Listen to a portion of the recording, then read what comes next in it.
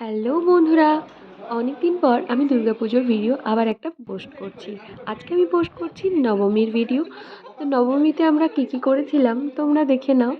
আমরা সবাই রেডি হয়ে গেছি, আমার বোনেরা, আমার বাবা, মা, আমার হাসব্যান্ড, এই দেখো এ আমার ছোট বোন। তো দেখো আমার মাও রেডি হয়ে গেছে, আমিও রেডি হয়ে গেছি। তো এখন আমরা মণ্ডপে চলে যাব। চলো চলো তোমাদেরকেও দেখিয়ে দিই। আর ঐশী কিচ্ছু বলছে, দেখো ওর ওর কিছু কথা শুনে নাও। কমেডি করে প্রচণ্ড। আর এ দেখো আমার বাবাও এসে গেছে ভিডিওতে, বাবাও ভীষণ হ্যাপি। সবাই একসঙ্গে আমরা রেডি হয়ে গেছি এবং যাব, একটা এক্সাইটমেন্ট আছে। দুর্গাপুজো একসঙ্গে ঘোরার মজাটাই আলাদা। আমরা আজকে যাব আরামবাগ বলে একটা জায়গায়। হয়তো তোমরা কিছু কেমন জন নাম নিশ্চয়ই শুনেই থাকবে। তো আরামবাগে ঠাকুর দেখতে যাবে, ওখানে দুর্গাপুজোর অনেক বড় মেলা বসেছে এবং ভিডিওটার এন্ডে তোমাদের জন্য থাকছে একটা ভীষণ মজার ঘটনা, আমি শেয়ার করেছি তোমাদের সাথে। তো ভিডিওটা শেষ পর্যন্ত অবশ্যই দেখো। আর মেলায় কেমন সুন্দর সুন্দর প্যান্ডেল দেখলাম, মেলায় কী খেলাম, কী করলাম। আর সবথেকে সুন্দর যে এবছরের আরামবাগের যে ঠাকুর যে প্যান্ডেল, আমি সেটাও তোমাদের সাথে এই ভিডিওতে শেয়ার করে দিয়েছি। তোমরা ভিডিওটা পুরোটা অবশ্যই দেখতে থাকো। এই প্যান্ডেলটা যেটা এখন দেখছো, এই প্যান্ডেলটা আমাদের গ্রামের একজন শিল্পী বানিয়েছেন। উনি ভীষণ সুন্দর একটা প্যান্ডেল বানিয়েছেন, তোমরা নিশ্চয়ই দেখতে পাচ্ছ।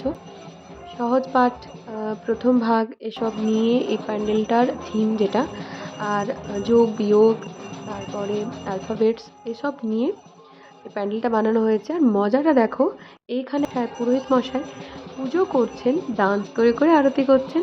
আমাদের তো খুব ভালো লাগছিল। তোমাদের কেমন লাগলো ভিডিওটা কমেন্টে অবশ্যই জানিও। দেখো এখানে মানুষের অনেক ভিড়, নবমীতে তো ভিড় লেগেই থাকে, যার জন্য এতই। এখন আমরা আরেকটা প্যান্ডেলে চলে যাচ্ছি। সেই প্যান্ডেলটা একটু ছোট কিন্তু ভীষণ সুন্দর ভেতরটা। তো দেখো কীরকম প্যান্ডেলটা সাজানো হয়েছে। এখানে বাইরে একটা দুর্গা মায়ের অনেকগুলো হাত রাখা ছিল, যেখানে দাঁড়িয়ে সেলফি তোলা যেত। কিন্তু আমরা আর সেলফিটা তুলে উঠতে পারিনি, মানে ওই লাইনে গিয়ে ঠাকুর দেখে এসে আবার আসতে হতো, তো আমাদের আর হলো না। আমার একটা আশা ছিল আমিও একটা তুলবো, ওরকম মা দুর্গা দশভুজা হব, কিন্তু যাই হোক হতে পারলাম না। চলো বাদ দেওয়া যাক, নেক্সট ইয়ার কখনো কোথাও পেলে নিশ্চয়ই একটা ছবি তুলেই নেব। এখানে থিমটা দেখো, এখানে স্বর্গরাজ্য টাইপের একটা বানানো হয়েছে, ভীষণ ভালো লাগছে। উপরটা মনে হচ্ছে যেন ক্লাউডস আছে, তো আমার তো খুবই ভালো লেগেছে। আর দেখো এখানে বাইরে আমরা এখন ওই প্যান্ডেল থেকে চলে এলাম। এবার ওই প্যান্ডেলের প্রতিমার ওখানে এত লাইটিং করা থাকে, যার জন্য প্রতিমাগুলো ঠিক করে মানে দেখাই যায় না, বোঝাই যায় না। তো যার জন্য দেখো ঐশী ভীষণ খুশি। কেন ও ঠাকুর দেখছে, ওর এটা মনে হয় তৃতীয় বছর যেটা ও ঠাকুর দেখছে। ও বেশিবার পুজো দেখতে পায় না, আমরা বাইরে থাকি তার জন্য।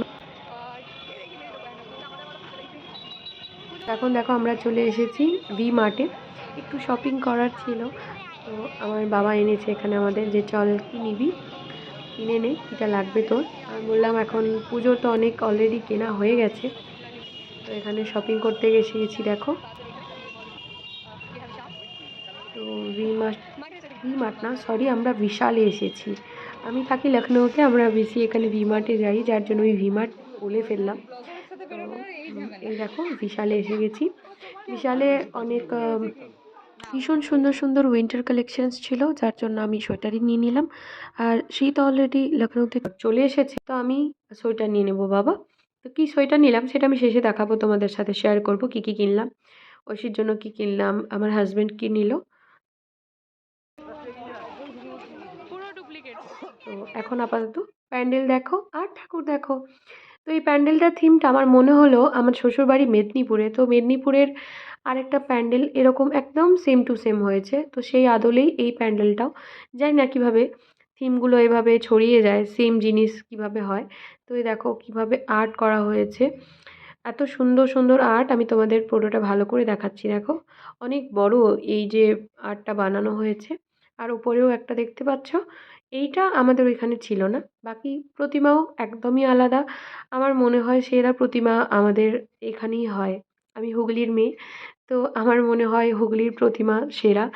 আমি ছোটোবেলা থেকে ওখানেই বড় হয়েছি, যার জন্য আমার ওইখানের প্রতিমাই সবথেকে বেশি ভালো লাগে। সবথেকে বেশি কারুকার্য থাকে, ভীষণ সুন্দর সুন্দর প্রতিমা হয়। মানে কুমোরটুলির নাম শুনেছি, ওখানের প্রতিমা তো আমি দেখিনি, কিন্তু যেখানে দেখেছি আমার সেখানেরটাই সবথেকেই বেশি ভালো লাগে। তো যাই হোক, এবার এই পার্কটা দেখো, এই পার্কটা কত সুন্দর লাইটিং করা হয়েছিল। অনেক মানুষ এসেছে পুজো দেখতে, এনজয় করছে। তো আমরাও করে নিলাম, তারপরে চলে এলাম আরও একটা প্যান্ডেলে। এটা মনে হয় এটা ঠাকুর বাড়ি কোনো একটা, তো দুর্গা মন্দিরের এটা দুর্গা পুজো। তো এখানে ওই জন্য বেশি ভিড় সেরকম ছিল না, অনেকটা বড় জায়গায় তো তার জন্য। আমি আমার মেয়ে দুজনে আমরা মায়ের সঙ্গে একটু সেলফি তুলে নেব এবং একটু ভিডিও করে নিচ্ছি। তারপরে আরামবাগে একটা নতুন পার্ক হয়েছে, নতুন না কয়েক বছর হয়েই গেল।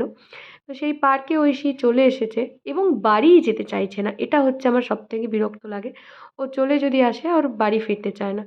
আমার বাবাকে দেখো, বাবাও ঐশীকে নিয়ে এসে খুশি, বলছে থাক বাচ্চাটা একটু খেলেই নি। বাবা ভাবতে পারিনি যে ওকে নিয়ে যাওয়ার জন্য আমাদেরকে এত ঝামেলা পোহাতে ঝক্কি পোহাতে হবে। তো তারপরে মেলার নাম করে ওকে নিয়ে এলাম, চলে এলাম আরও দুটো প্যান্ডেল দেখতে। এখানে আছে সেরা প্রতিমা। তো দেখো প্যান্ডেল, দুটো প্যান্ডেল পাশাপাশি আছে। এটা গার্লস স্কুল যে আছে, Arambagh girls school, girls high স্কুলের ময়দানে এটা হয়েছে এই প্যান্ডেলটা। এখানে মেন আমরা যাওয়ার জন্য ভেতর দিয়ে আমরা মেলায় ঢুকে পড়েছি, ভাবলাম ওইখান দিয়ে যাওয়া যাবে, তারপর ওখান দিয়ে আমাদের যেতে দিল না, যার জন্য আমরা আবার বাইরে গিয়ে লাইন দিতে হলো।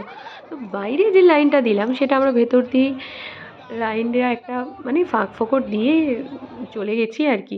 মেন যে লাইন রাস্তা দিয়ে ওপার থেকে লেগেছে ওটাই আর যাইনি। আর দেখো প্যান্ডেলটা ভেতরটা কত সুন্দর ডেকোরেশন হয়েছে, মানে আমার তো সেরা প্যান্ডেল লেগেছে এবছরের এইটাই।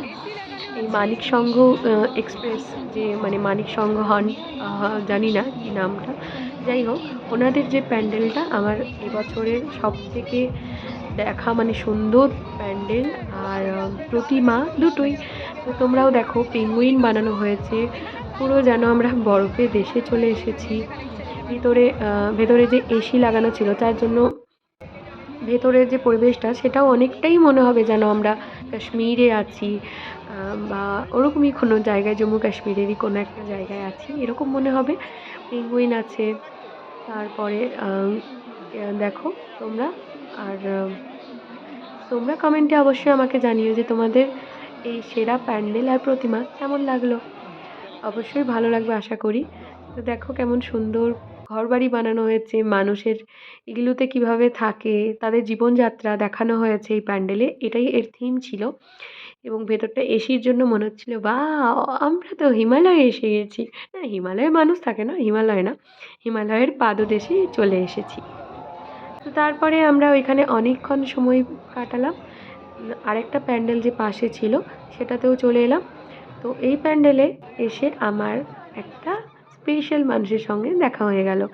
তো এবং হঠাৎই দেখা হলো, আমরা কোনো প্ল্যানিং করিনি।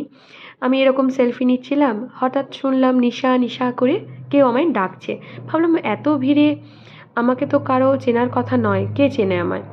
তো এই দেখো, এ আমার বান্ধবী সোনালি। তো ওর সঙ্গেও কয়েক মাস পরে দেখা, ও চেন্নাই আমার কাছে এসেছিলো, তারপর আর দেখা হয়নি। আর এই যে আবার এলাম দুজনে, ওর আরামবাগেই ওর বাবার বাড়ি। তো কলকাতায় বিয়ে হয়েছে, আর এখানে ওকে পেয়ে যাও ভাবতে পারিনি, কারণ ও কর্মসূত্রে হায়দ্রাবাদে থাকে, আমরা তখন চেন্নাই থাকতাম, আর এখন চলে এসেছি লখনউ। তো এভাবে যে হঠাৎ দেখা হয়ে যাবে এটা একদমই ভাবিনি। আমি ভীষণ খুশি হয়েছি, সোনালিও ভীষণ খুশি হয়েছে। আসলে আত্মার টান যদি থাকে তখন না চাইতেও মানুষের সাথে দেখা হয়েই যায়। এবং আমরা চাইছিলাম পুজোয় যেন দেখা করি, কিন্তু আমি ওকে আর ফোন করার মতো সময় করে উঠতে পারিনি। যেদিনের আমি দেখাচ্ছি ছবি, আমি জাস্ট সেই দিনেই গিয়েছি আমার বাবার বাড়িতে, তার আগের দিন নয়, আমি সেই দিনে পৌঁছেছি। তো সেভাবে আমি আর সময় পাইনি। এখন দেখো আমরা অনুষ্ঠান দেখে বাড়ি চলে এলাম, আর ওখানেও খাওয়া দাওয়া করে এসেছি। তো প্রচণ্ড টায়ার্ড, সবাই ঘুরে ঘুরে হেঁটে হেঁটে ক্লান্ত। কিন্তু আর পুজোর সময় আমার বাবা বাই করে দিচ্ছে যে চলো এবার ঘুমিয়ে যাব, কিন্তু না, নাতনির সঙ্গে একটু মাস্তি বাকি আছে। বাবা ভীষণ এন্টারটেন করে ছোট থেকে আমাদের, খুব হ্যাপি পারসন অলওয়েজ।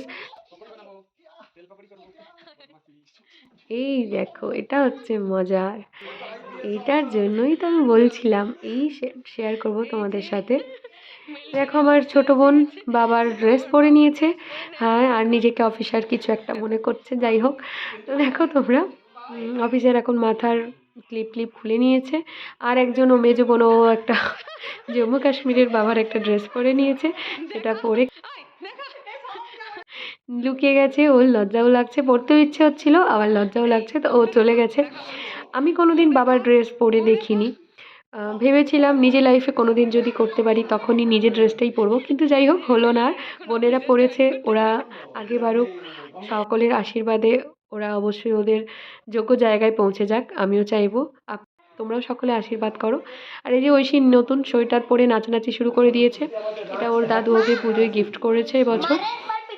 বলছে এই সোয়েটারটা আমি পরেছি, আমাকে মারো, মেরে দেখো লাগছে কিনা। বলছে কেন? কারণটা হলো ওকে আমি মারি, তো যার জন্য সোয়েটারটা পরে ও বসে থাকবে, ওকে যাতে না লাগে। আর এই যে আমার ছোট বোন, ও ওই জামাটা খুলতেই চাইছে না। আর এই যখন নিজের ড্রেসটাও অ্যাচিভ করবে, লক্ষ্যটা, গোলটা, তখন যতটা হ্যাপি হবে, এখনো হচ্ছে। আর এই যে আরেকজনের সোয়েটার দেখে ওর আরও, দুর্গাপুজোয় বেঙ্গলে শীত পড়েনি, তারপর শীত পড়ে গেছে। ভিডিওটা শেষ পর্যন্ত দেখার জন্য তোমাদের সকলকে অনেক অনেক ধন্যবাদ। এই দেখো আমার সোয়েটার।